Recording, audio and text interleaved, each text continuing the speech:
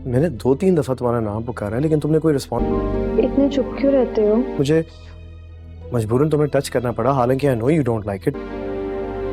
कभी कोई बात ही इस तरह अपने माँ बाप को जलील और रुस्वा करती है। कोई भी बात कर। इस तरह भाग भाग के उस घर में जाएगी, शादी करेगी। ड्रामा सीरियल नकाब के आने वाले एपिसोड में आप देखेंगे कि ईमान वालों का घर खाली करने पर तैमूर जब कॉल करेगा ईमान को तो ईमान उसे कहेगी कि आप अपने आप को समझते क्या है, आपने क्या समझ रखा है हमें कि आप हमें इस घर से निकलवाएंगे, तो क्या हम आपसे डर जाएंगे। इस पर वो उसे कहेगा कि ये सब कुछ तो मैं तुम्हारे ही लिए कर रहा हूँ, क्योंकि मैं ही तो चाहता हूँ कि तुम इस खंडर से निकल के किसी अच्छे घर में शिफ्ट हो जाओ।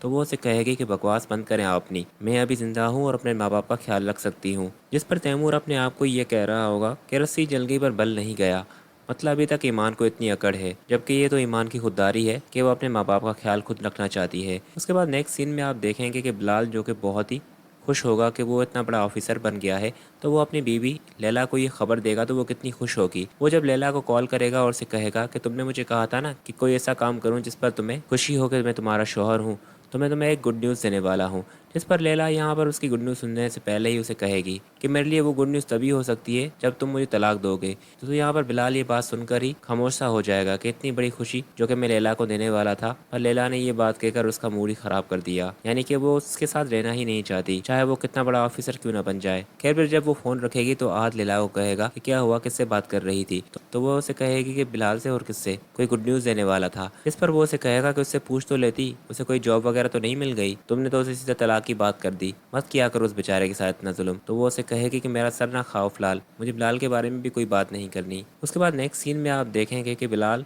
जो कि बार बार कॉल लगा रहा होगा ईमान को, पर ईमान कर रही होगी, तो उसका बाप जब पिक करेगा कॉल तो वो उसे बताएगा कि उनके हालात क्या हैं, तैमूर ने उनके साथ क्या कुछ नहीं किया, घर तक वो शिफ्ट कर रहे हैं अपना। इस पर वो उसे कहेगा कि आप फिक्र ना करें, मैं आपको सिक्योरिटी प्रोवाइड कर सकता हूँ। तो यहाँ पर ईमान का बाप चौंक कर उसे कहेगा कि आप कैसे कर सकते हैं ये सब कुछ। तो वो उसे कहेगा कि मेरा एक दोस्त है, उसका अब्बू, उसके वालिद पुलिस में है, तो मैं उनसे कहकर आपको सिक्योरिटी प्रोवाइड कर सकता हूँ। ईमान कबाब यहाँ पर बहुत ही शुक्रिया अदा करेगा उसका और उसे कहेगा कि एक तुम ही हो जो कि अच्छा सोचते हो, बाकी तो उन लोगों ने हमारे साथ बिल्कुल भी अच्छा नहीं किया है, बस मुझे फिक्र ईमान की है और किसी की नहीं। तो बिलाल उसे कहेगा कि अंकल आप फिक्र ना करें, आप लोगों को मैं कुछ भी नहीं होने दूंगा।